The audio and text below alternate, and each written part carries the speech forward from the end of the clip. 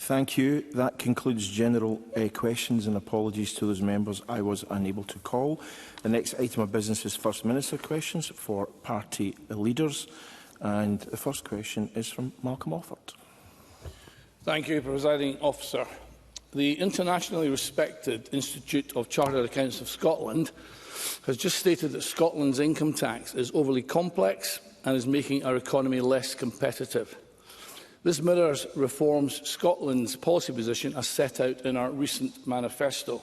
So will the First Minister now graciously accept that we have won the argument on tax? Will he now implement reforms Scotland's... Mr Flynn, I was asking the First Minister to be gracious. I don't expect that from you. And will he now implement? And will he now implement reform Scotland's plan to cut 6 income tax to 3 and further reduce each band by 1 pence below England? First Minister.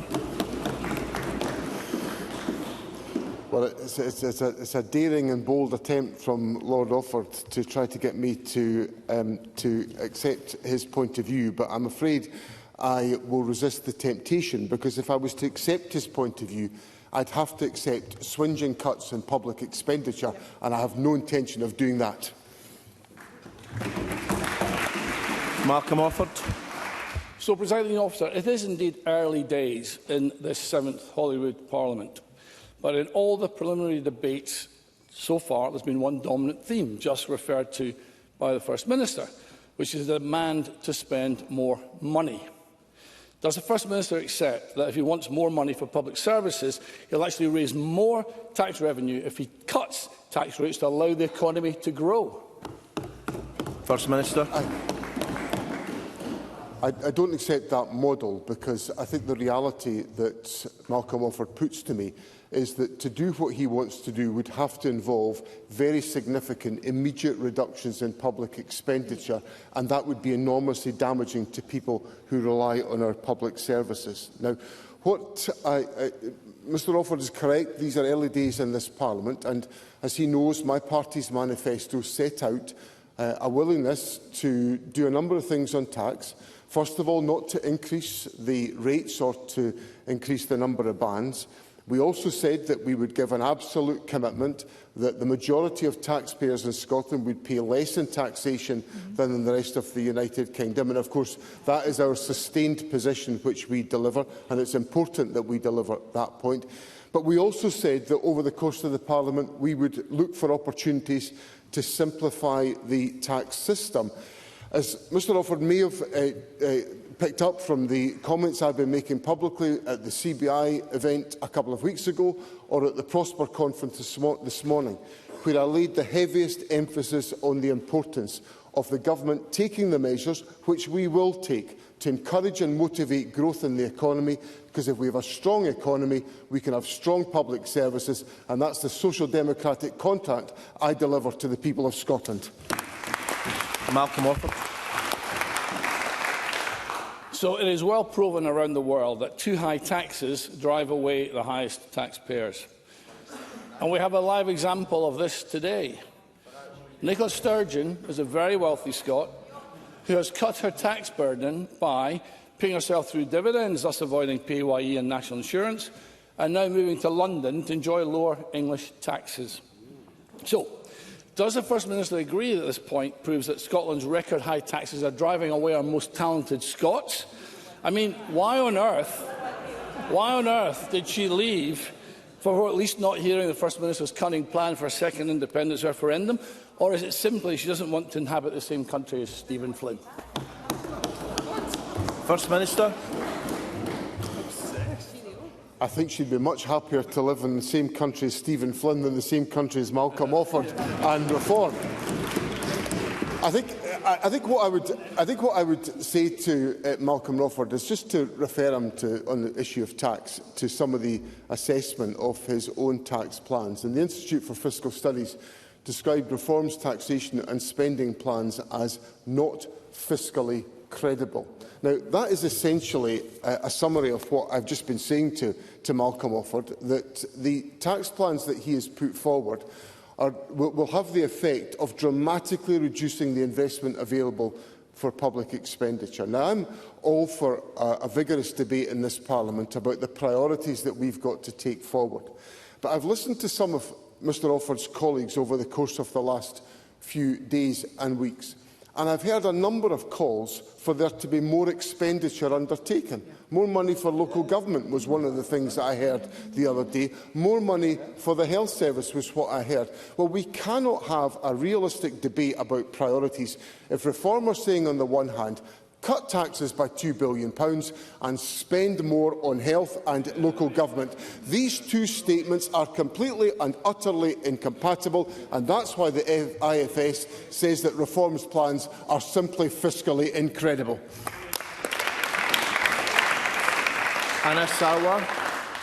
Thank you, Presiding Officer. Yesterday, John Swinney and the SNP government were held in contempt of court for failing to be open and transparent with the public. As that was happening, John Swinney finally admitted that the £600,000 that his party raised from members of the public explicitly to spend on a referendum campaign had been used for other expenses. A new police complaint is believed to have been lodged last night. A specific website was created. It was explicit that people were donating to a ring-fenced independence campaign fund. The same promise was made in letters, social media posts and media interviews. To quote one example, SNP, all the money raised on ScotRef website is ring-fenced to fight a future independence referendum. That was clearly a lie.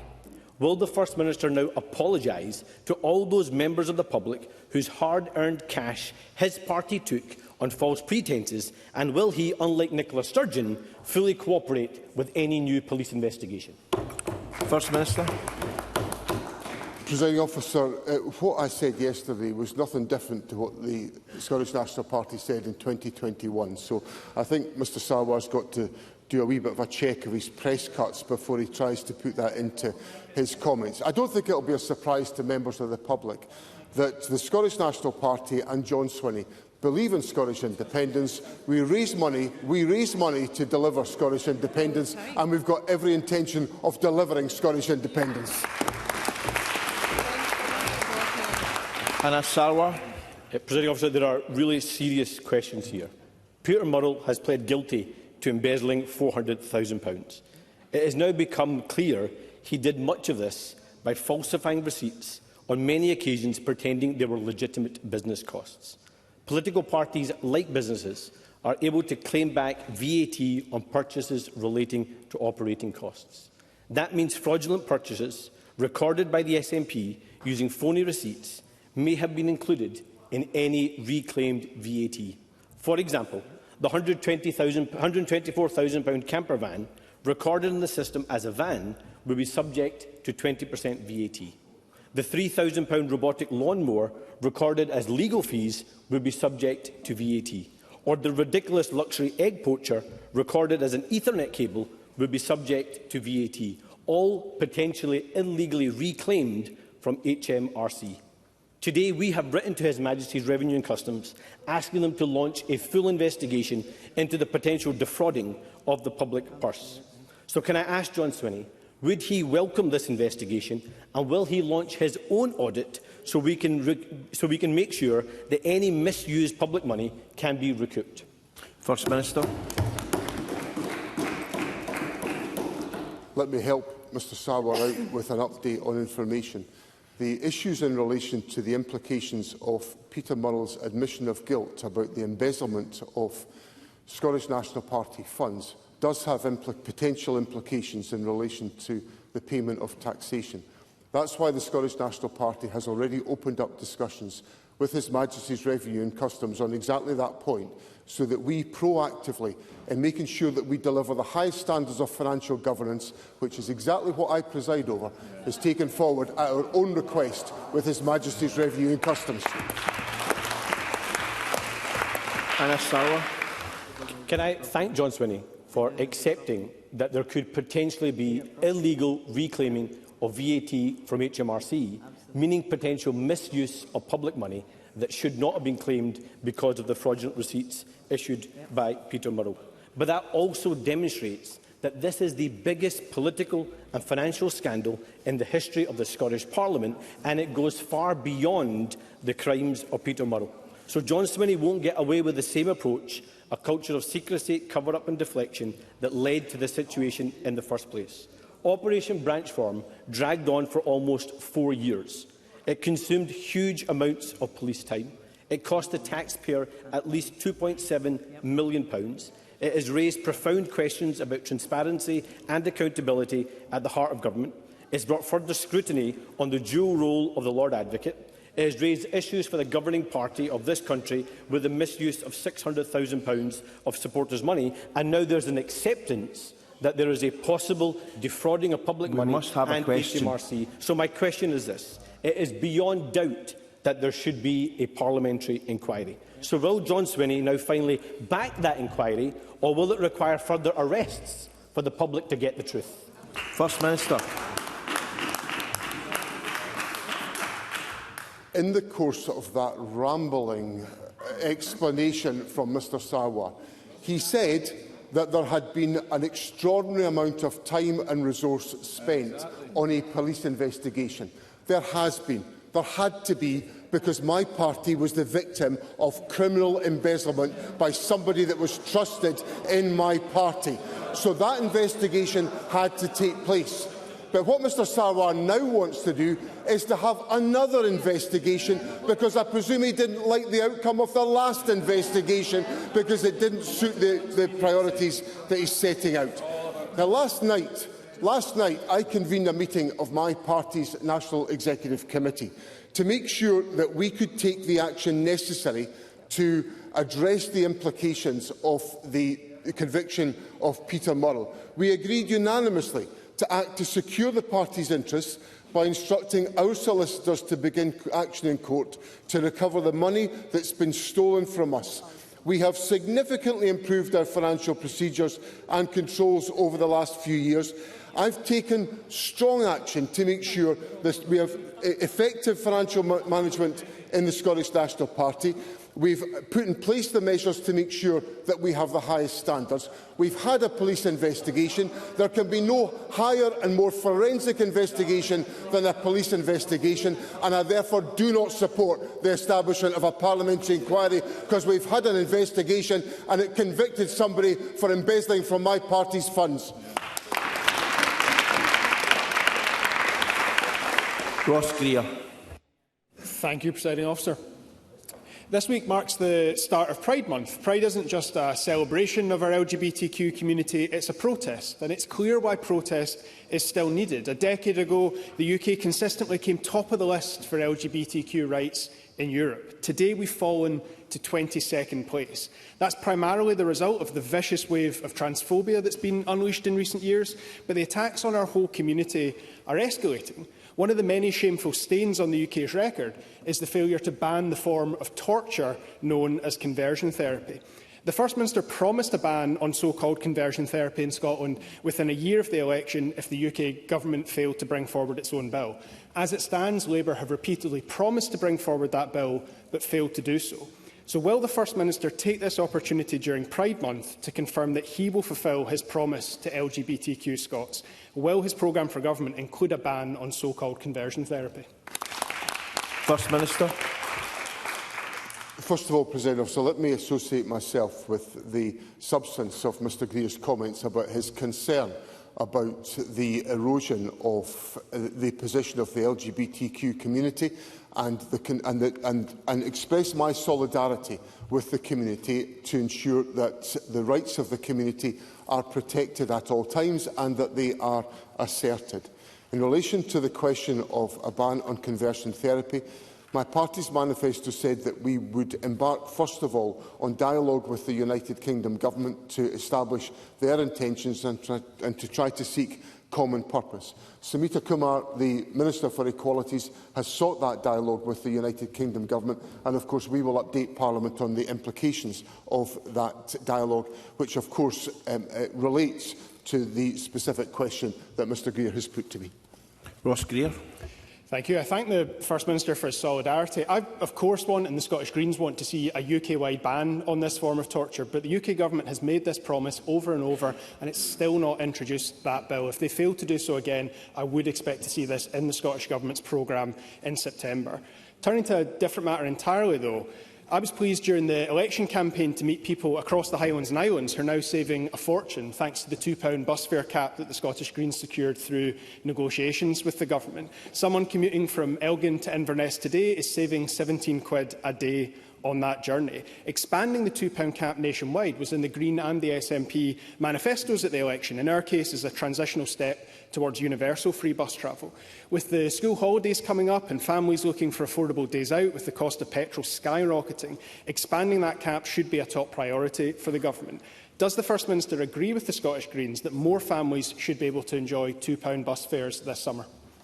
First Minister. I agree with that proposition, which is why it was in the SNP manifesto, and it's obviously been taken forward as part of the early actions of the government. Now, we're very pleased with the progress that's been made on the bus fare cap in the Highlands and Islands. It's providing real benefits for individuals in our community, and I want to see families in other parts of the country benefit. The government made clear, or my party made clear during the election campaign, that our priority was to roll this proposal out, which it will take us time to roll this out. I have to be candid with Parliament on that question. Our priority was to roll this out in the west of Scotland, in the Strathclyde transport area, and that will be our priority to take forward the practical steps that are necessary to implement our manifesto commitment. Ross Greer. As a West of Scotland MSP, I of course welcome the First Minister's prioritisation of Strathclyde Partnership for transport there, but I do believe families across Scotland should be able to benefit from this as soon as possible. Making buses cheaper is only half the picture, though. 40 years after Thatcher privatised the bus network, many communities just don't have the bus services that they need. Fare prices have gone up, but routes have disappeared. This leaves people isolated, and it holds our whole economy back. At the same time, a handful of private bus company owners have become obscenely rich. Some have made so much money from being bus company operators that they can afford to set fire to a pile of their cash by writing £100,000 cheques to the Scottish Labour Party. The Scottish Greens proposed bringing our buses back into public ownership, Presiding Officer, through a bond scheme, but the SNP's manifesto was silent on this question of ownership. Does the First Minister not agree that it's time to end the failed experiment of privatised buses, and will he work with the Scottish Greens to bring our bus services back under public control? First Minister. I've always prided myself on giving avuncular advice to Mr Greer, and all I can say to him is I think he touched a raw nerve with his comment about the bus donations to the Labour Party. And when he made his point, about the free travel in the west of Scotland, I keep on thinking that he's eligible for the under-22s bus pass into the bargain. Let me say seriously that I'm very sympathetic to the points that Mr Greer puts forward, because I think there are a number of very good examples. Well, this city is a shining example of bus transport in public ownership, with outstanding high-quality bus service in the city of Edinburgh.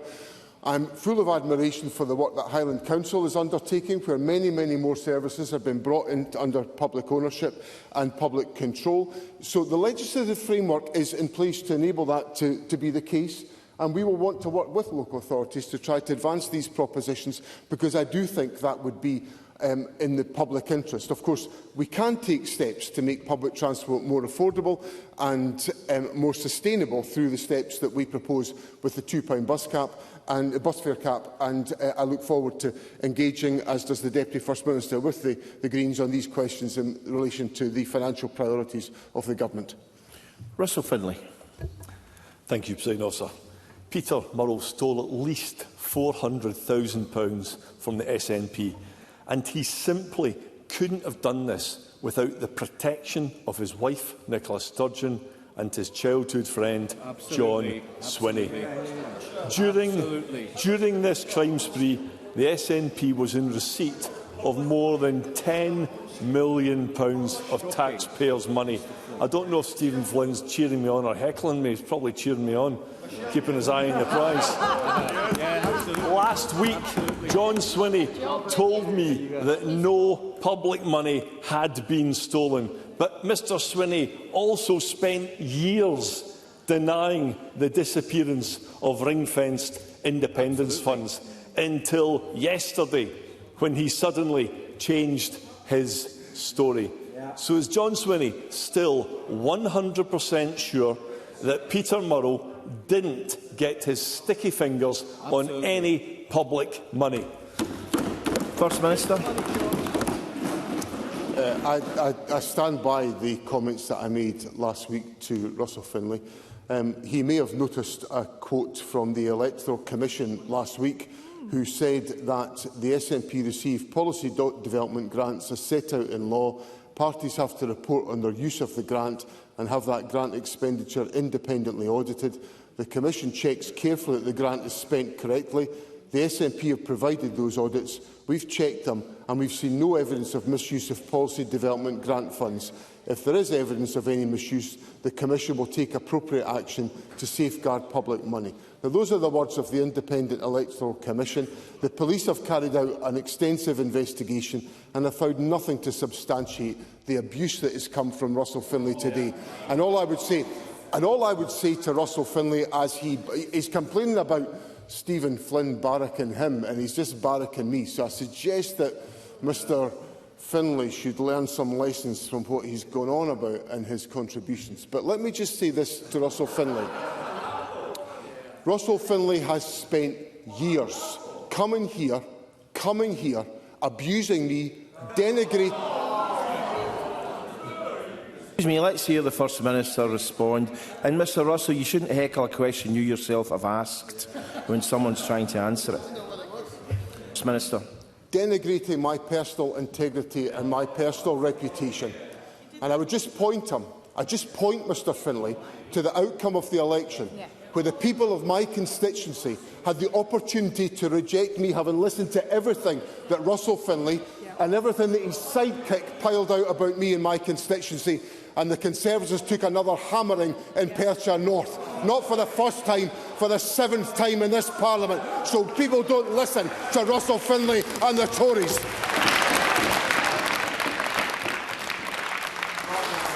Russell Finlay. Dearie me, what a performance of crocodile tears that was. So sad. The SNP treat taxpayers with the same contempt that they treat their own members. Former accountant Alistair Cameron joined the SNP in the 1960s, before half of that lot were even born, and he donated money for years to your party. He passed away a few months ago at the age of 89. His daughter Susan told me this morning that he would have felt not only betrayed by Peter Murrell's theft, but betrayed by those who didn't stop Peter Murrell, who facilitated and enabled his crime spree. And John Swinney has spent years defending every single indefensible SNP scandal, but all he has in response to the seedy crime spree is angry, fake deflection. John Swinney and Nicola Sturgeon's complex web of stories are have a question, unravelling. please. Does John Swinney not realise that his leadership is also unravelling because of his central role in this scandal? Your fingerprints are all over it. First Minister. What an absolutely pathetic spectacle to bring to Parliament.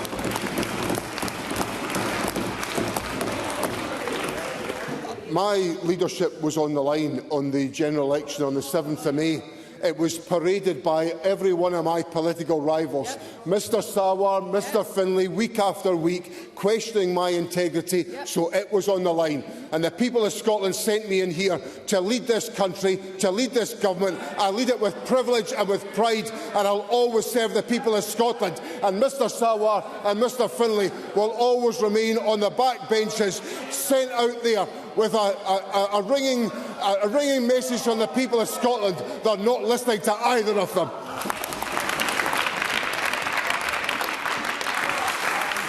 Alex Cole-Hamilton. Thank you, Presiding Officer. I think perhaps, Presiding Officer, the most regrettable aspect of this whole sorry saga around the SNP finances is the erosion of public trust and faith in politics it creates. There are still big unanswered questions around all of this. That is why we need a parliamentary inquiry, but the government are blocking it, just like they've blocked other measures to challenge bad behaviour. For 10 years, Westminster has given people the right to sack criminal or corrupt MPs. It removed the likes of Margaret Ferrier when she endangered lives during COVID. We could have had that here in Holyrood, but the SNP blocked it just 3 months ago. Why doesn't John Swinney think that people should be able to have the right to sack their MSPs when there is proven misconduct? First Minister. That's not my position, because just last week, I think, I answered, or maybe it was earlier on this week, I answered a question from Mr Simpson in the course of the last week, in which he asked, would the government bring forward proposals, or would the government cooperate on the formulation of proposals in relation to recall legislation? And I gave Mr Simpson a positive answer. It's an issue that I think that the government is prepared to contribute to this process. I've a debate in my mind about whether it's appropriate for the government to bring forward proposals that affects the status of elected members of Parliament. I'd much rather those proposals come from within Parliament. But if it would be helpful, I would certainly bring forward proposals to enact a workable recall mechanism, because I think it is important that the people have the opportunity to recall members of Parliament who behave inappropriately. So I hope that helps to contribute to Mr Cole-Hamilton's evaluation of how we make progress on these questions, because I want to make sure the highest standards are applied at all times, which is what I do. Alex Cole-Hamilton. Thank you, Presiding Officer. Presiding Officer, I heard these same warm noises from John Swinney in the last Parliament, when there was a live bill in front of this chamber which would have given effect to these proposals. He had the votes to deliver it across the line, yet he instructed them to vote against it. Recall provides a solution for when things go wrong, but we can do more to ensure that the right people are in politics to begin with. As a former youth worker, I've twice tried to change the law so that elected representatives are subject to the basic safeguarding checks around working with children and vulnerable adults. But again, the SNP government has blocked progress on this. It is time to remove bad actors from public life. I can't believe the First Minister ever wants to go through any of this again. So will he stop standing in the way of efforts to clean up our politics? First Minister. Can I respectfully say to Mr Cole-Hamilton that it would help if, once I've given an answer to his question, he could perhaps change the script of what he then was going on to say, because he just ignored everything I said about recall and could have engaged in some substantive discussion about how we might take forward recall legislation. Because the issue about the recall legislation in the last Parliament was it was unworkable. And the government can't allow unworkable legislation to go forward. So I'm very happy to engage on this question, but I would respectfully encourage Mr Cole-Hamilton to do likewise. Now, on the issue of PVG checks, I'm very happy to consider it. I don't want bad actors to be operating anywhere in relation to our public services, and I extend that into members of Parliament. So if he wants to advance on this question, he should take a leaf out of the book of Mr Rennie, his next-door neighbour, who suggested the other day that there was opportunities for us to make progress on shared objectives. I encourage Mr Rennie to counsel his colleague next door to him. Give him some more of the constructive advice that Mr Rennie is always sharing with me. I make it clear I'm not on a mission to destroy Mr Rennie's career. I'm only here to support him and to encourage good outcomes for the people of Scotland. Thank you. That concludes First Minister's questions for party leaders. We'll just have a 1-minute break in order to prepare for the next debate.